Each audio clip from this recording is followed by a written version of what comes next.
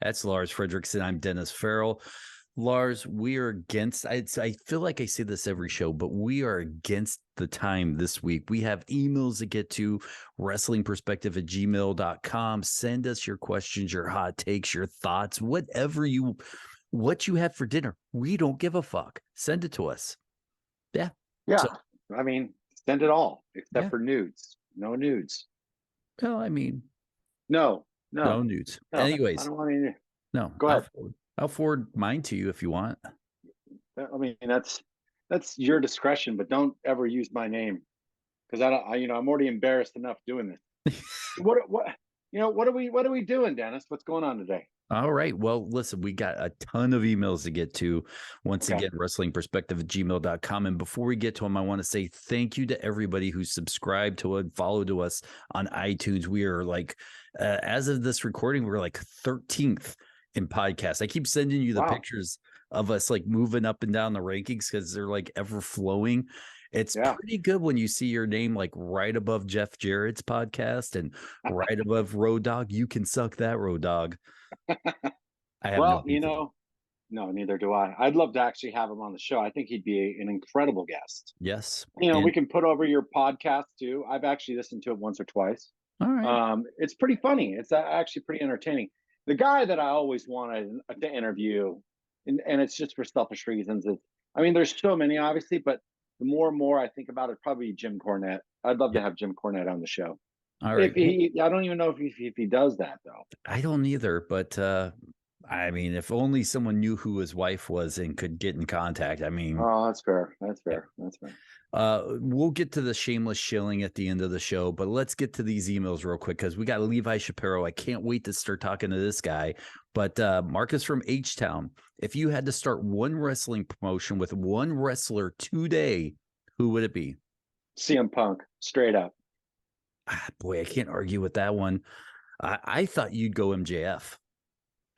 But here's the thing: when you got a guy like CM Punk, he can make you the best heel in the world or the best face in the world. So it's like no matter what you do, if you have that one pivotal guy that can go and has a long history of being an incredible baby face or an incredible heel. Throughout his career, he's been both on many different occasions. I prefer him as a heel, but that's the one guy that I think that is still relevant, that still would bring eyes to the product. I think it's a great loss for AEW. But who knows? I'm going to go with Roman Reigns. I'm going to be that guy. Just one of the hottest. The merch sales alone. So we'll keep moving on. Aaron from Jacksonville.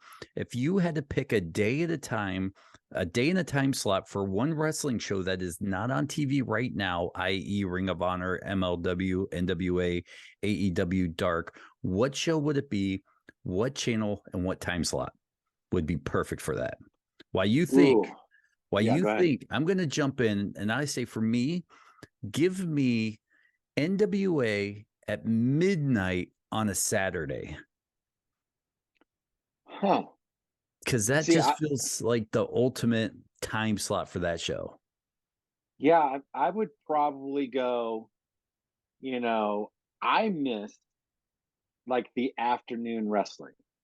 Straight up. I loved Saturday afternoon wrestling or Sunday, so I would do like a 1 o'clock time slot, and I would want something different.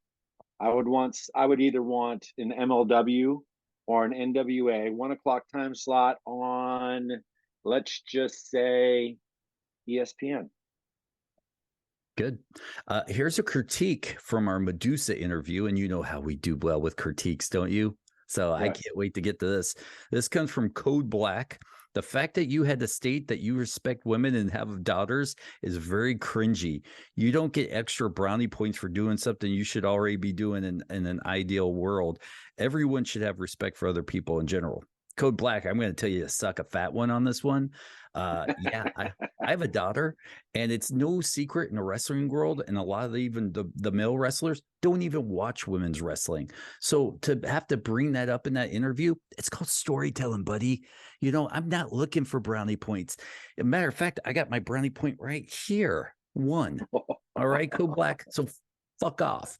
I didn't do it for brownie points. I did it to set up a story and to make a point. I have a woman. I have a daughter as a woman daughter. And I'm proud of that. And I want people to respect her. And it was part of the story. So.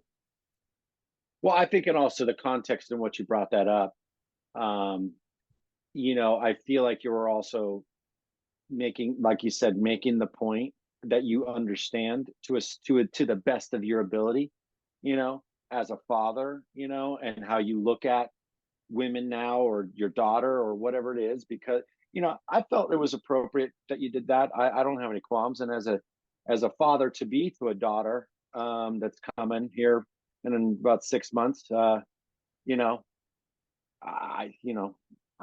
I probably would have said the same thing, just to kind of level the playing field a little bit. Yes.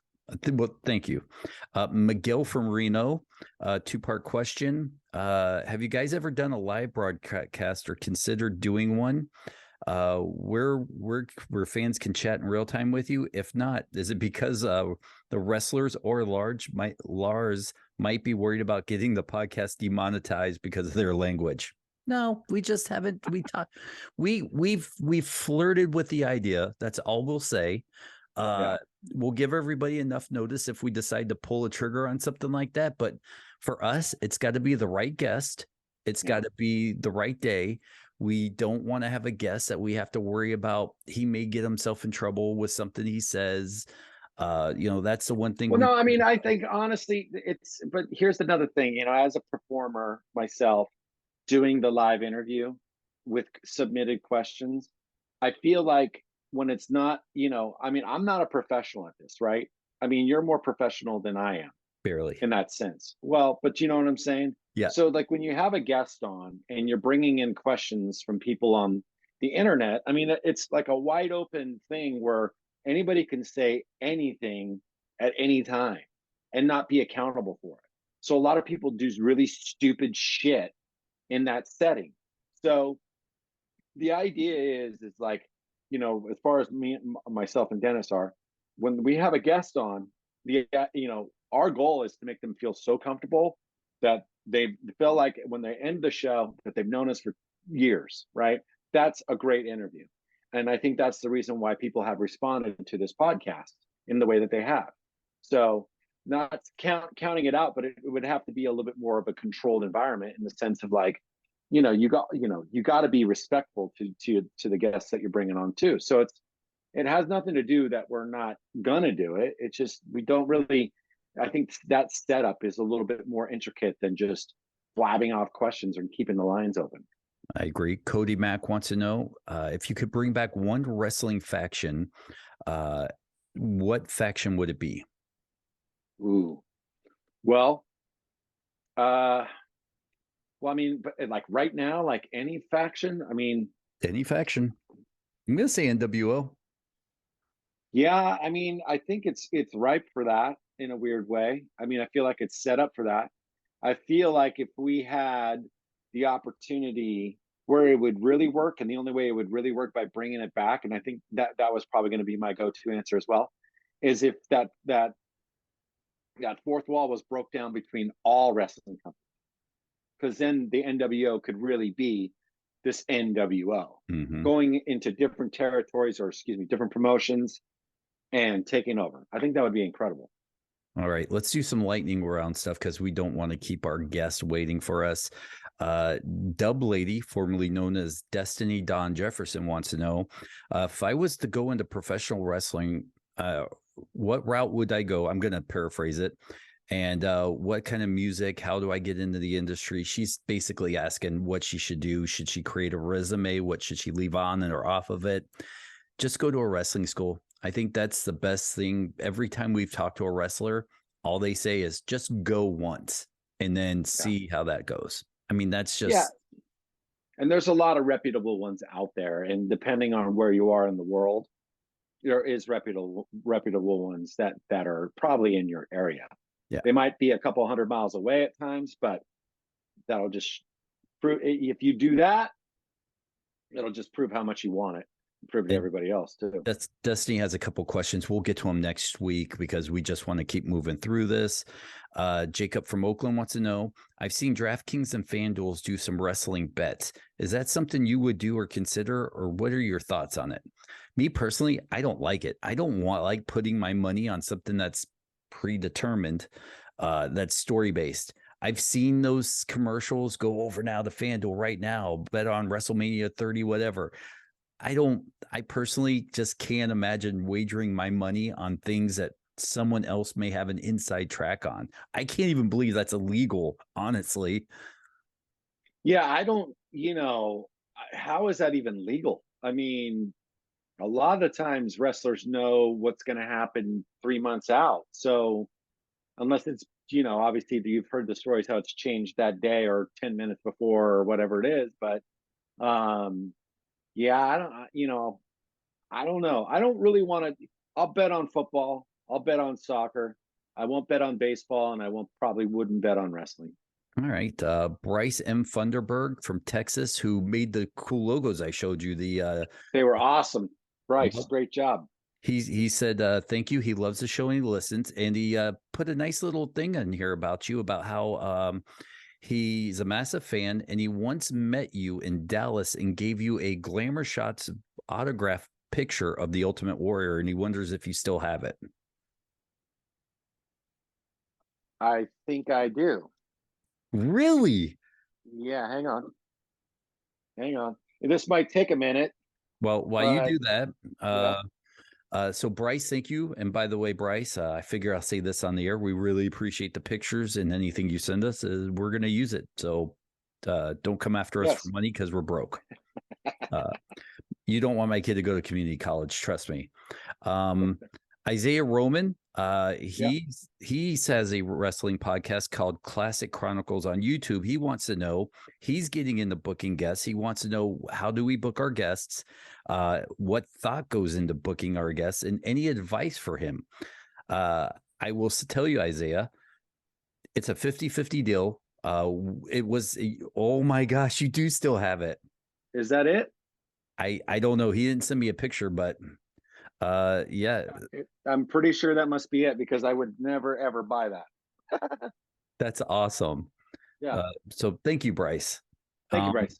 But yeah, Isaiah Roman, Classic Chronicles on the podcast. He's booking the guests. We kind of do it 50-50, and we started doing it less hectic because we were like 2 days out trying to book a guest. Now we go a month out and book guests. And honestly, just book the guests you feel like would fit your show the best. That's kind of what we do here. We pass, and we're not going to dish or anything, but there are a lot of guys that we kind of pass up on because we just don't feel like it would be a good mix for what we do on this show. So do what you think is best for your show, and just start reaching out to everybody. Yeah, and I the fact, we see that, and the thing where we might have like a little bit of an advantage in some of this stuff is just because we're around professional wrestling so much, whether it be in our friends, we have a lot of friends, or, it's, and then you've built relationships with people who own the companies, and, it's, so there's so much more into it. But like tonight, when we bring Levi Shapiro, I mean, I saw Levi's very first match, on the indies. And so, and I've known this kid. So when he was, from his first match to just recently see him, like, last month. So it's like, we also love the indies, and we also love these local guys too, Well, thank you, Isaiah Roman, for reaching out to us. And one last one before we get to Levi. Let's get this one in, because this is a very interesting one. Dan from Alabama wants to know, who would you consider Impact Wrestling's greatest wrestler? Who? I know. AJ Styles. You think? I think AJ, I mean, I know AJ, think about what AJ accomplished at Impact in TNA.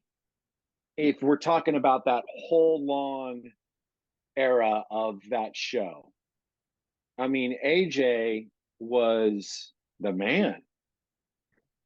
I can't think of another guy. I'm gonna surprise you with this one. I'm gonna go Sami Callihan.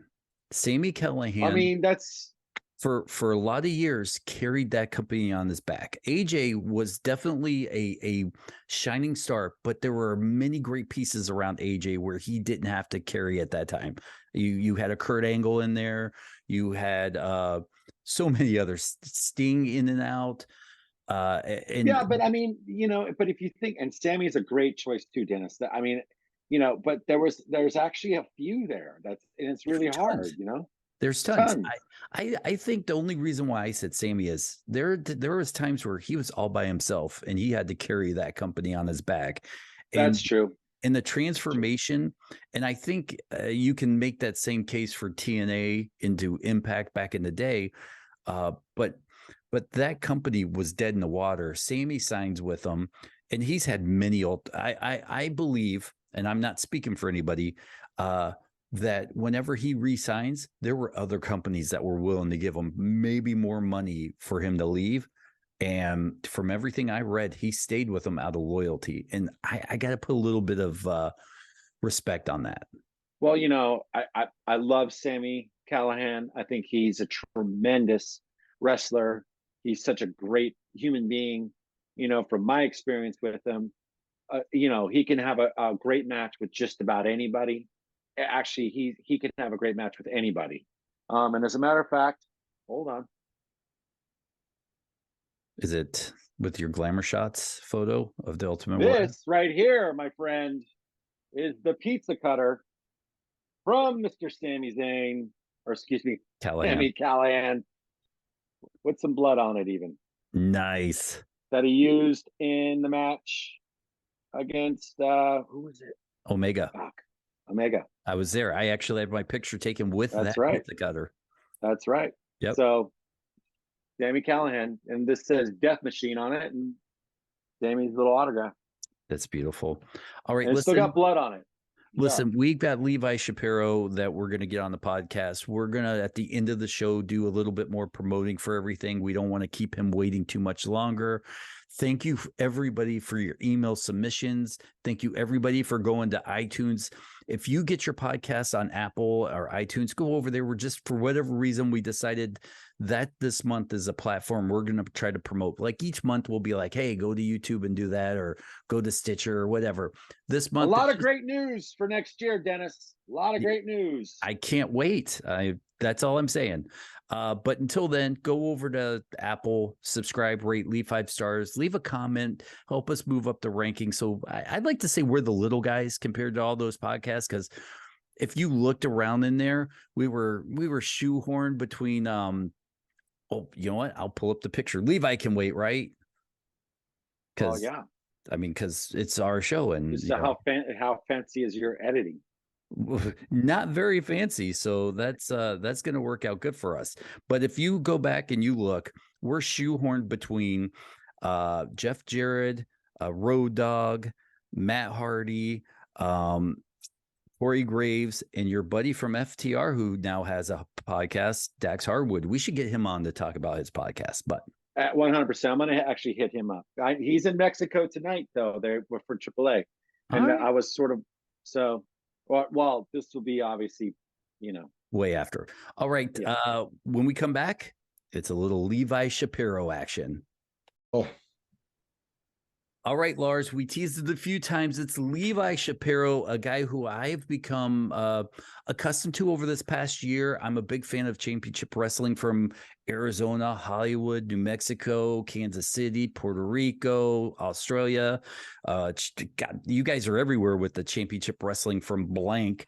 Tacoma, maybe? I don't even know. Delaware? Tuscaloosa. Yeah, that was the one I was trying to pull. You out-joked my joke. Interview over. I'm leaving. So thank you so much for hanging out. Big Time Wrestling. I saw a bunch of your Big Time Wrestling stuff on YouTube. Lars, I'm going to let you introduce him better than I can on this one. So I'm going to sit back. Well, I've known Levi. How long, Levi? It's got to be at least 10 years now. It has to be more than, because I saw your first match. Yeah. Yes. Your very first 13 years right there. Yeah. Yeah, so that was in Vallejo, California, if memory serves me correct. On the Riz Cup, yeah. Yep, and Big Time Wrestling. So, or what was it? Was it the Riz Cup?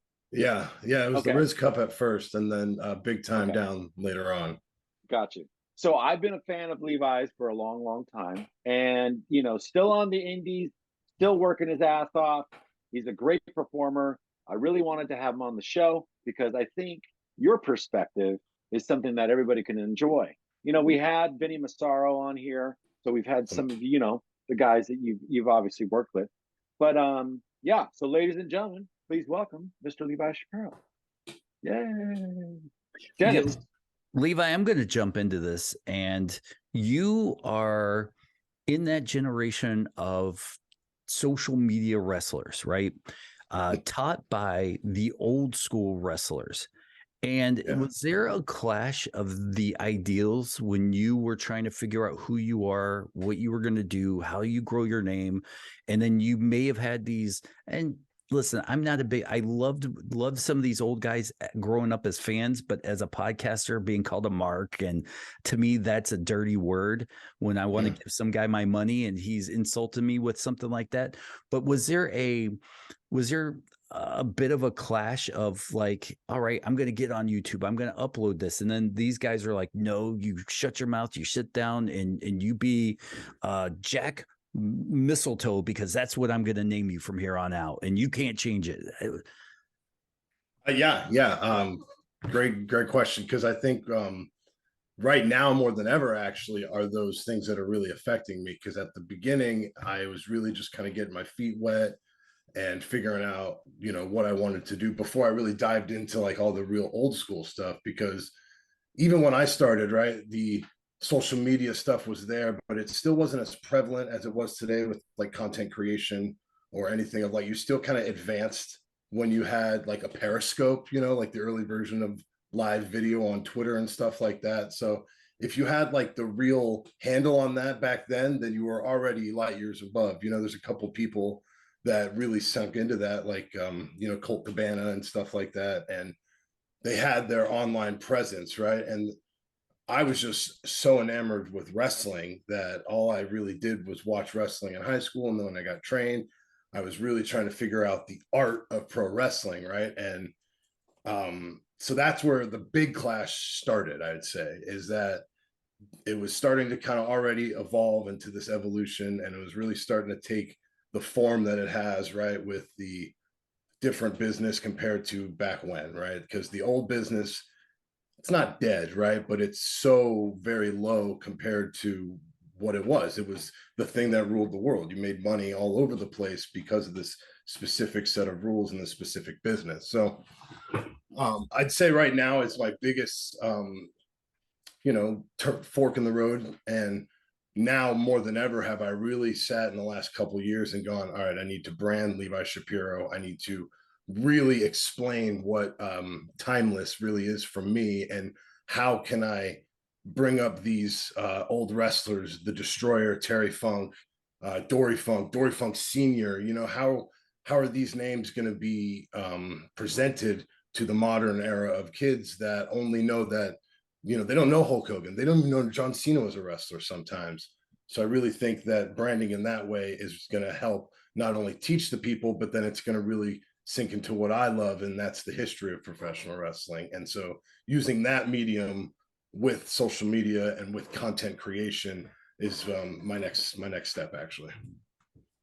Well, watching you over the years and watching you develop, and you're a little bit of a throwback in the sense because you really try to bring that psychology to the matches. And on the indie scene, the psychology may not be the most important thing these days. It's more like a trampoline show just to get the oohs and the ahs and the little like clips on YouTube or whatever it is, or TikTok or whatever. So when you're building the match now with that kind of school coming into it, do you find much resistance with some of the newer wrestlers? I mean, you've been doing it now for over a decade, but some of these guys with 5 and 6 years, like you said, maybe not be aware of some of the older generation or the psychology that played and drew so much fucking money, because that's what the psychology is what drew the money. So do you ever have a hard time explaining that to an opponent? Definitely. And not in like a bad way, like, me and him are heated and, like, I don't want to do what he does and he doesn't want to do what I do. But you know, like it's definitely new and it's a new thing. And you know, there's a couple top independent guys that I've tangled with, like down on Championship Wrestling, right, where they want to kind of bring out all these high spots. And I was like, yo, like we have a program. So you're not going to hit that big high spot till maybe second match, maybe the third match. Tease it on the first one, maybe tease it again and get it right. If I'm the heel, I'm going to maybe yank it away and then really pay it off on that third one. But in their eyes, they're like, oh man, I'm not hitting my spot 3 times. This is what gets me over, you know? So, but they played with it, but I don't know if it really went, you know, in one ear and out the other. And I think a lot of the newer guys are open to it, you know, but it's so foreign, like calling on the fly, even, right?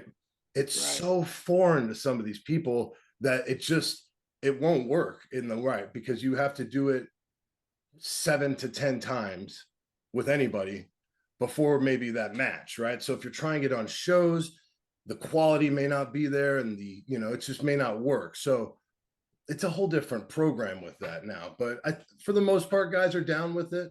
But even myself, and it was a big pill to swallow, I have to be accepted of the modern generation and work my style in with it also. Do you, for your style, which I was about to use the word unique, but it's just a throwback, but it's unique for the kids today. Do you feel like there's a glass ceiling for your style that no matter how good you are or how hard you try, you're just going to bump your head at a certain level and you may not be able to break through?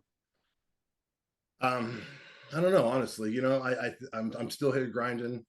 I think, you know, there's times where I'm down on myself and go, oh man, I've been here for a long time. I know I'm a good hand, you know I can get, and if I were on this top level, if I had some eyes on me, that, you know, I just need a couple chances, right, to really prove that I can go with these guys. I can do what I need to do. But at the same time, maybe I'm not meeting the right people. I'm not in the right places at the right moments, right? Because all you can really do is do you for an extended amount, right? And if that lands in the right area, then it does. And if it doesn't, then maybe you got to just keep on tracking until it does land in front of the right person. I think overall, it's completely possible. And I think the most excellent description of that is Dax and FTR. You know, when I was in a tag team, when the revival came around, it was me and Bud, right? It was like cut from the same exact cloth. So back when I started to do this old school stuff, it wasn't around as much. And now the old school thing is a little bit more intertwined, which is cool. And it's amazing to see, because I don't want to be just the one old school guy. I wanted to be one old school guy in the sea of guys that can work in that cloth. Well, you know, I think a lot of the more entertaining matches are the ones that are slow and there's not a lot of bunch of jumping around and stuff like that, because obviously it doesn't mean anything. It's just for the moment. And I understand that style of wrestling. So, and I enjoy it, but I don't think it should be every match on the card. Definitely. You've been working in the Bay Area pretty much since you started. How would you say the Bay Area and the independent scene in the Bay Area, San Francisco, California, Bay Area is what I'm talking about.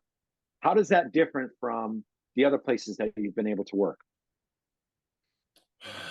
I don't know if it's just because I'm biased, right? But then raised by the Cow Palace and such illustrious wrestling history, right? And APW and Pro Wrestling Iron, Mike Modest, right? Like such a legendary and rich history within the territory can only be rivaled by so many other places, you know, like New York and the Northeast, Texas, right? Very few. There's among, but so that hits really deep with me, because the Cow Palace is what helped me dive into everything, right? It was Ray Stevens, it was Roy Shires, Pat Patterson's, like the nosedive was deep right there, but then the other history was thick. So like when I got to go to New York, I got to experience the whole New England side of the circuit, and it's just a different vibe, right? It's just like California living compared to New York living, right? I'm sure with you, Lars, you can say the same thing, right? Some of the music is just a little bit different everywhere you go. A little bit of style, just the way you hit the certain chord or something, right? That's the real, like the overall fundamentals are still the same, although slightly tweak, I think.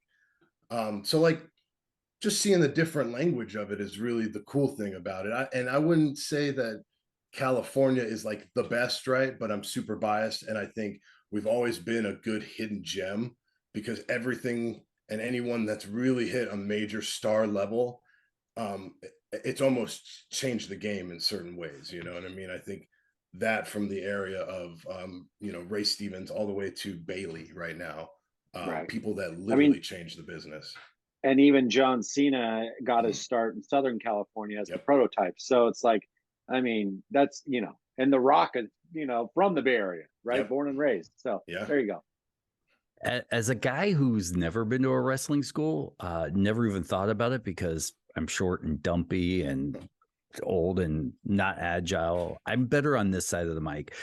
You sound wonderful, by the way. I have You to. know It's what? impeccable. I like you. This Levi guy, we may keep him around for at least 2 more shows. I'm Anyways, loving it. I got different backgrounds. good. Oh, I'm going cool. to need a mid-background change out of you into a dancing song. So, but that's at the 30-minute mark. But until then, as a guy who started in the industry, still in the industry, is breaking into wrestling still the same as it was when you did it? Has there been an evolution? Because I know everybody always comes up and goes, how do I get into the industry? And everybody says, go to wrestling school, hard work, and that's all you can really do. But with social media and whatnot, has getting into the industry changed? I think so. 100%. Just within the last 5 years, I mean, look at, a Bad Bunny, right? And Jake Paul, right? These social media influencers. Bad Bunny is the biggest artist in the world. And wrestling just is more acceptable nowadays, which is cool too. So it's definitely a little bit easier if you have the wants, right? If you have the social media following, if you have the business side of stuff, and then you kind of enter into wrestling as that fan, right? A lot of that stuff's already set, right? Because the hardest thing for me ever is consistency. So, producing content, media, Twitter, all that stuff, it's so much for me because I was always trying to be that solid worker that has a really good promo pack and can, mingle around, but it's so much more than that now. It's truly more than anything. So it's not harder or any sense. I think it's the same exact way because you just kind of find the areas, find the school that's closer, people you like, or travel, right? Reputable schools all over the world. And you just train and then you kind of get in, right? But if you know somebody, which is always the biggest, I think that's the biggest secret in professional wrestling right now, in my eyes. It's all who you know and right place, right time. So if you have any of those on your side too, the insertion can fast track you to the world. Well, one big argument that's been happening, and I'm hearing a lot about lately, is how ratings on TV shows, wrestling related TV shows, are at historical lows right now as we speak. But yet, you go to any kind of indie show, let's say West Coast Pro, it's normally a jam-packed house, standing room only. So it's like, yet the indie show is still packed to the gills. Maybe not all of them, but then your TV ratings are at the lowest that they've ever been in the history of wrestling, right? Yep. So, do you feel like right now, with all of the content that's out there, do you think that's part of the reason why people are not watching it live when it happens? Because you can now watch it 3 days later, or you basically can pick and choose. Yeah. I think there's multiple reasons of that, right? The number one thing, the thing that kills me the most, too many choices, right? So it's just so many choices all over the place. Oh man, I got to watch Hell's Kitchen tonight, or I got to watch Breaking whatever, Saul, whatever, so you're watching that while the time the wrestling Levi, goes. you just named like 2 out of 3 shows that aren't even on TV anymore. He's old school. He's a throwback. This motherfucker's still got a DVR. His problem solved. They're not on TV anymore. I'm watching the show of the shirt that you're wearing. I'm a Cheers guy, so love it. That's what I'm watching at the time when some things are going live, right? And then also the what's the key? The demo, right? The demo is usually younger people or something too, right? Maybe they didn't live up in that time when you had to watch something live. They've always been accustomed to just watching it whenever. So I don't know if the on-demand factors into the Nelsons, right? Or how ratings work, because working with Marquez, right, and Hollywood and stuff, and Championship Wrestling, like we're on so many different syndications throughout, then he's always posting these ratings numbers, and I'm like, I have no clue what any of these mean, right? So I think it's a little bit of both. I think the fact that you can watch it whenever, so it's whatever, and then sometimes people don't even have the attention span to watch an hour and a half of wrestling anymore, much less 3, right? Right. You bring up this great point about Championship Wrestling from, presented by Car Shield. And, Woo! We poke fun, but for whatever the reason, you guys deliver a great product in so many different markets. But when you talk to the average wrestling fan, it seems like the product doesn't get the respect that it deserves, or I don't even know how to ask this question, but where in your mind is that disconnect from, like, maybe the WWE and the NWA fan missing out for the Championship Wrestling from Hollywood fan?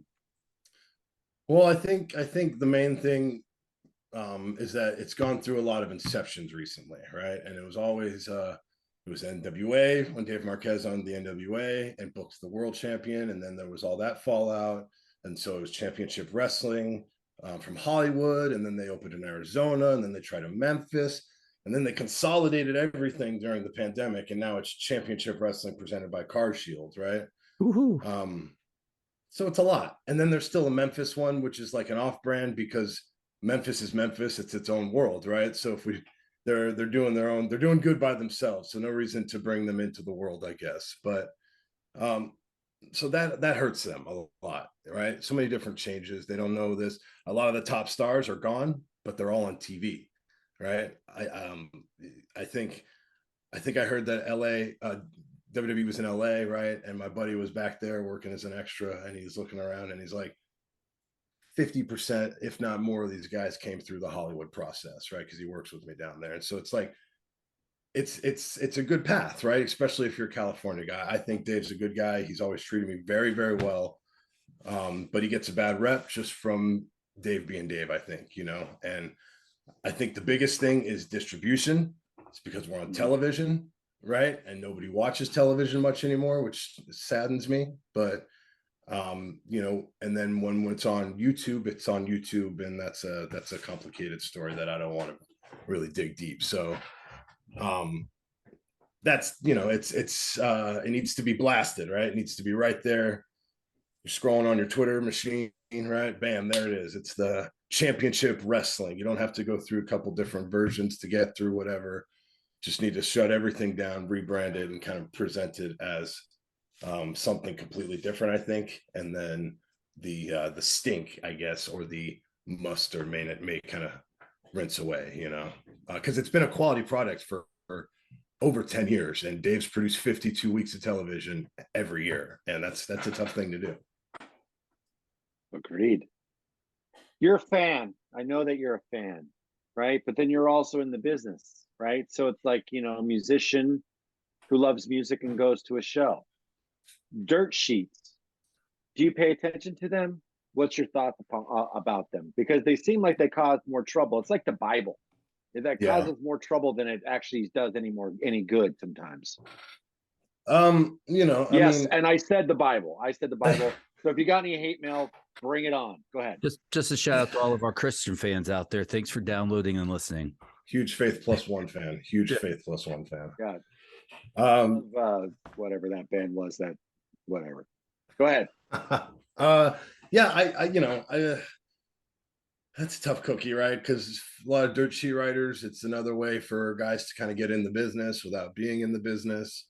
You can elbow your way into locker rooms, right? Big financial events, WrestleCon. It's just another form of content creation within the wrestling world now, honestly. I think that, having reporters, right? Having some people that can disperse some wrestling news, right? In a sensible way, right? I think that can be pretty viable and good for the modern world. But like clickbait and stuff like that, just trying to raffle up all this other stuff. But like, look what it's doing to product, right? Like, it's changing weeks of television and total direction and focus points, and is almost running a company, right? Just because of what people want to say about stuff on the internet, which is fake anyway. Like it's kind of a little much, but I think it's another thing in the machine of the modern day professional wrestling that you're just going to have to live with, right, and be around. Are you personally where you want to be in your wrestling 5-year plan? I don't know if you had a plan where you're like, when I'm in the industry for 10 years, I'm going to be here. And wrestling's weird where you don't really get big until you're 38, when but for you, we tend to talk to a lot of guys that are in the middle or into their careers, but you're still relatively a young pup in the wrestling industry, even with 10 plus years under your belt. How far off are you from where you feel like you should be or you want to be in the industry? Oh man, that's a tough question. I mean, we ask hard questions here, Levi. It's the hard ones. Well, it hits me deep, right? Because I think, ideally, right, 13 years in, that's a lot of bumps. I've traveled a lot of roads. Pretty proud of myself to say I think I've done 13 or 14 states. And as a West Coast person, that's incredible, right? If you're living in the East or the South, you hit 7 states in a weekend, right? But I can hang up a map with all 4 corners of the U.S. I've got some pins, which is very proud, right? I've done a lot of things, nowhere near where I want to be. I still I have a job. I'm still not making a living from wrestling in any way, too. And hopefully this doesn't take me on a left turn tangent, right? But I love everything about professional wrestling. If I need to stop wrestling to perform another duty of wrestling that may be able to get me to anywhere else, I'll do it, right? I want to have that laundry list on my resume. I want to be a production guy. I want to be a commentator. I want to be a ring announcer. I want to be a backstage segment. I want to be the wrestler. If you need it, I can do it, right? But I'd love to do the wrestling part worldwide. That's it, right? That's the dream. But overall, I think there's not enough people like myself to take that step back to produce the content of professional wrestling as a whole. Everyone just wants to be the star a lot of the time, so I feel like that kind of took a left turn for me personally. But here I am 13 years. I had a nasal reconstructive surgery at the beginning of this year. I have to get another one on the right side just so I can breathe properly, to try to excel to myself, to get to that next level, to be international and I don't care about being an indie darling, honestly, right? I'd love to travel and go all over the place on someone else's dime, a little bit of my dime if need to, if we need to work that way. I just don't want to do it all myself, right? That's the ultimate dream. And then if I can get some time in the upper echelons, so I can learn from the people that have learned from the people that I admire, because it's always about who inspired the person that you're inspired by. That's my motto. And if I can do any of that, that's where I'd be, where I'd want to be, right? I don't need to be there for 30 years. I don't know if I can handle that. I don't even know if I can handle that and achieve to get to, a top level, right? Who knows? But I want to be able to get there to experience it for myself, so then I can hand off that knowledge down the line. Because if I don't go for 20 years, if I don't go for 5 years, if I go for a year, at least I had that year of whatever I have done, and that's what I can impart on the next generation. I've been thinking here about why I wanted you on this podcast, and first and foremost because I know how much you love professional wrestling, and this podcast and this show is all about our love for professional wrestling.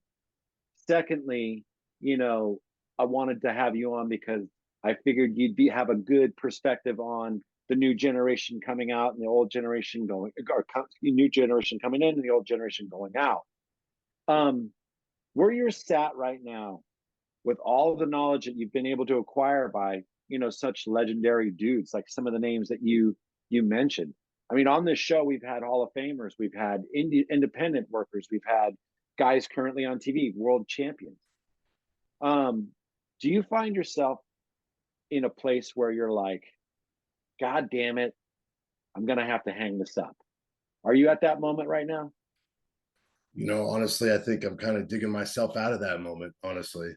I think when I came back in April from the surgery, um, West Coast Pro, right? That's like my home right now, along with Championship Wrestling. Those are like my two homes, honestly.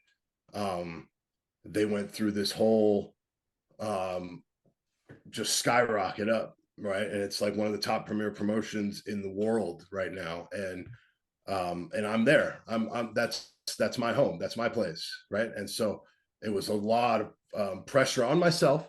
Nobody else put any of this pressure on. I put it on myself because I want to strive to achieve, to be on these top levels as, Speedball Mike Bailey, Titus Alexander, Jacob Fatu, who's like my oos, right? That's like my boy. And I see a lot of myself in him, right? And so I want that, right? And how does it click with the fans? How do I get to that spot? How do I get over?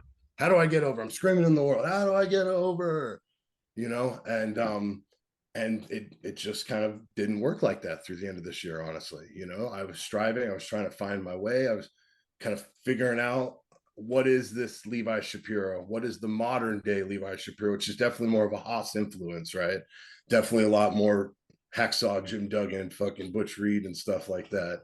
And coming out of that, how do I get over, right? And so personally, I don't think that it really got to the level that I really tried to aim for. And so as I'm closing the year out, I didn't have a lot of bookings to close the year, and I'm taking some time off at the beginning of the year in a way, to do other wrestling related things, right? To support the company, to make sure that we're able to skyrocket. But then I asked myself, like, why am I not there? Why am I not in these places? Why am I not on flights weekly? And I have a great job. I have a wonderful house, beautiful girlfriend, got a car. I'm not living on the street, right? I'm not hungry. Do I have to take more of the jump, right? So coming out of that, been in the gym, refocusing myself, going, yes, I have the ability. You can do this, right? You just got to keep grinding. And so coming out of that now, I'm really excited looking into the new year to have the kind of new focus with that, to not really worry about screaming, why am I not there, or why isn't it my time? Just work harder, and let's push through, because somebody's going to be watching one day and it's going to pay off. You said something interesting, and I'm a guy that has a real job. I have to get up at 3:30 in the morning every morning, go to work 10 hours, an hour to work, an hour home. And I do this and I love this with a passion. And we've talked to a couple guys that have had the real jobs while they were wrestling. And I love diving into it, because when I left the fantasy football world with ESPN and all that stuff to do a wrestling podcast, I felt embarrassed. Like, I can't tell my friends, and I'm not going to tell the guys I work with that I'm doing a wrestling podcast, because we all know what a factory, I don't know what you do, Levi, but I'm in a factory, and a factory life is a very shitty, unfun life. And people are horrible to each other in there. When you lead this double life, do many people know what you do on the side? Is this something that you had to kind of keep quiet from your real world work? No, and it's a funny story, actually, because when I started wrestling, I used to work for a speaker company, Meyer Sound, right, which is a Bay Area rooted speaker company. My dad has ins there. So I used to build speakers, right? And it was awesome, right? World renowned speakers that guys like Metallica and, all these things. And I'd also do stagehand work, union stagehand work, right? And so kind of tricks of the trade, right? I was kind of getting primed to be a union rigger and stuff like that. But I just started wrestling, right? And so I was always, no matter what, every weekend, another show. It didn't matter where, going to Portland, and it doesn't matter what show, this and that, right? So I didn't really keep the job. So I had to find something that was going to be able to align with the wrestling, right? And that's what I tell all the guys in class too. It's like, you got to find something that you can try to get days off, spare notice. You got to be able to, you don't have to plan 6 months in advance to take a weekend off, right? Because shows are going to pop up like that. So I got a job at a pizza place, right? And I started delivering pizza, and it was cool. It was a good way to make money, have the weekends off. Then they're like, hey, you get a $2 raise if you make pizza. I was like, excellent, let's go, right? So I've made pizza my entire wrestling career. So it's 13 years now. and now I work for a popular co-op in the Bay Area, right, which is a pizza cheese co-op. So it's a good job. It's not bad, right? But during that time, I've never had to really hide that I was a wrestler. And at one point, my funny story, my boss comes up to me one day. He's like, "Hey man, I can't find your check in the back." I was like, "Oh yeah." He's like, "Yeah, I don't see a check for Levi Shapiro." I was like, "Well, that's because Levi Shapiro is not my real name, buddy." And so he had to go back. He's like, "Oh, I never knew that." You know, I was like, worked there for like 2 years at that time. And he's like, "Oh, I never knew that." No. So, it's kind of goes hand in hand, right? And it always helped to kind of promote the shows and stuff like that. And I've made some lifelong friends, but um, it's always gone to the wrestling, right? It's always wrestling was always number one, right? And so now I'm trying to figure out in this moment, like I have a really good job, and if I take these days off, right, I may not make as much money. Is the exposure worth it? Is the time worth it? All those kind of things come into factor now as compared to before. It was like, oh, let's go. We're wrestling in LA for $15. Let's go. Yeah, it's insane, just to be on the independent circuit. I mean, I think people truly don't understand, well, I guess for my last question of the night, I just want to say thanks again for coming on and joining us this evening, and it's been really awesome. All-time favorite place to work. I mean, you've mentioned West Coast Pro, you mentioned APW, you mentioned a lot of these other Bay Area companies, Big Time Wrestling. When you look back at the end of today, looking back, where's been your favorite place to work so far? There's a few. Getting to work Tennessee was pretty cool. Dyersburg, Tennessee, which is pretty tight. Me and Bud did a tag match over there. So that was always really cool. It was just hot, shed. That was fun. Cauliflower Alley Club in Las Vegas has always been a kind of interesting thing. That's a whole pod. We could do a whole podcast just on that alone. Getting to wrestle at the Cow Palace was, dream come true. Personally, it's pretty cool to know just that I've walked the hallowed halls at some of my personal heroes. And then just kind of like VFW halls, right? All over these random little places, right? You go to this spot in Timber Town, Oregon or something, right? It's this little shack or something. You wrestle in front of the people, but the people are into it. They're thinking that, and people in Portland still think it's real or something like that, right? So a lot of the places are really memorable. There's the Los Alamitos VFW Hall, which I've made plenty of memories in. Yeah, some good times right there. Plenty more to come. You know what I mean? Plenty more to come. Man, I have 9 different questions for you, and I like the fact that we take a guy like Levi, we humanize him, because a lot of people, I don't think they understand or see the struggles it takes to get to an AEW or WWE or even an NWA or a championship wrestling for Hollywood. This isn't like a contract or anything question, but when your contract is up, how do you determine what your next step is? Because it sounds like you are happy where you are, but you have a hunger for more. How do you balance? And do you even think about this of, I've got a great job. Am I going to have to quit it to go to AEW Dark or NWA? Are you scared? Because a lot of the most successful people say, if you have that safety net, you're not going to succeed. And you have a safety net with a job. How do you weigh these questions? It's deep, right? It's daily battle, honestly.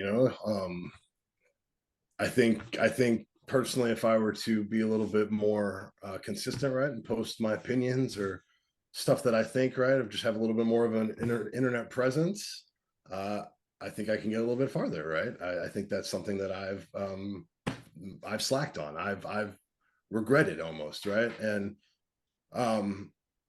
it's not that I want to rely on the safety net, right? I just want to live, right? And so I think after a while, it's going to be a thing where it's like, okay, you got to shit or get off the pot, and you got to make a choice where, or hopefully it comes the way that I've been trying to do, is that work hard, get your eyes in front of places, right? Have your job, and then you get some tryout, or you can get in the right place or something.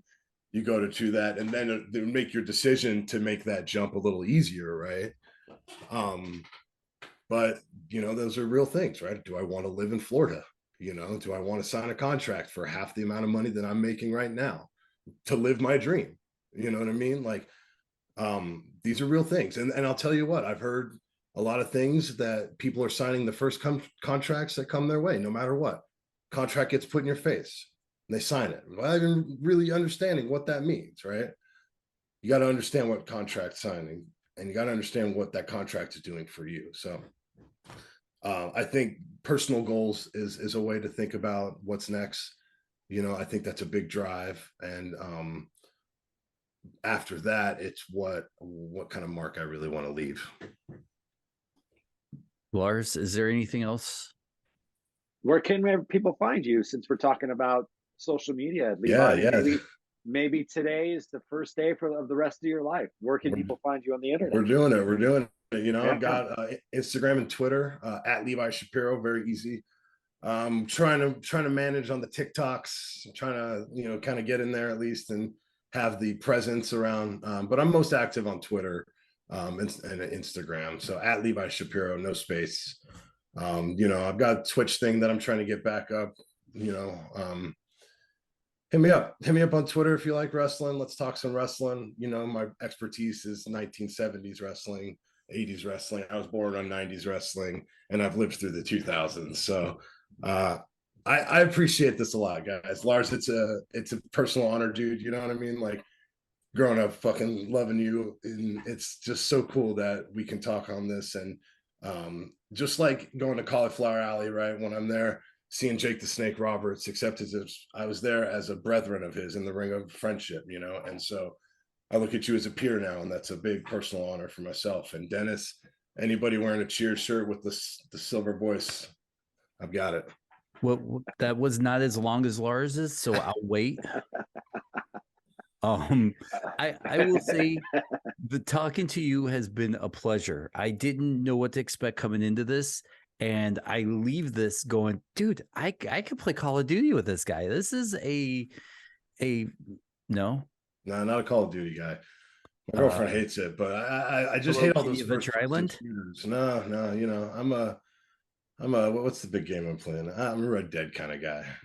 Well, no one's like perfect. Stories. Well, honestly, Levi, I've been a fan of yours for a long time. I've always loved to watch you work. I think that you're an incredible talent, and I look forward to see what the future brings for you. So thank you for coming on, my man. Thank you very much. And one last thing, everybody, and Levi, I know that you've already subscribed to this podcast. You've rated, you've left a comment, because I know that you're not that kind of guy that would come on the show without supporting us by going to iTunes. If you have an iPhone, subscribe, rate 5 stars, leave a comment. It helps us move up the rankings, because right now we're sticking it to Corey Graves. So that's exactly, yes, that's where we want to be. Shots fired, Corey, because I know you listen too. But thank you guys. Remember, wrestlingperspective@gmail.com if you want to get your questions in.